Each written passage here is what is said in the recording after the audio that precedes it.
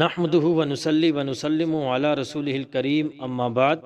علامہ دمیری رحمۃ اللہ تعالی علیہ نے اپنی کتاب حیات الحیوان میں لکھا ہے کہ ایک مرتبہ حجاج بن یوسف کے پاس حضرت انس رضی اللہ تعالی عنہ گئے۔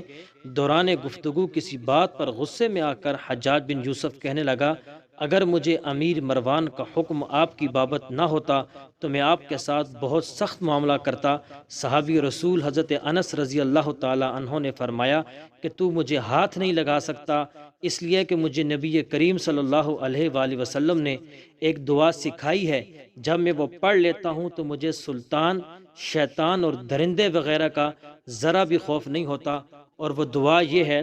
بسم اللہ علی نفسی و دینی، بسم اللہ علی اہلی و مالی و ولدی، بسم اللہ علی ما اعطانی اللہ، اللہ ربی لا اشرک به شیئا، اللہ اکبر اللہ اکبر اللہ اکبر، واعز واجل واعظم مما اخاف واحذر، عز جارک وجل ثناؤک ولا الہ غیرک، اللہم انی اعوذ بک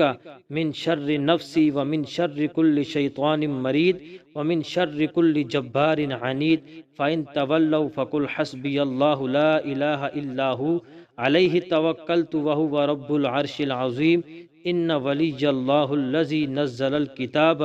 وہو یتولی الصالحین۔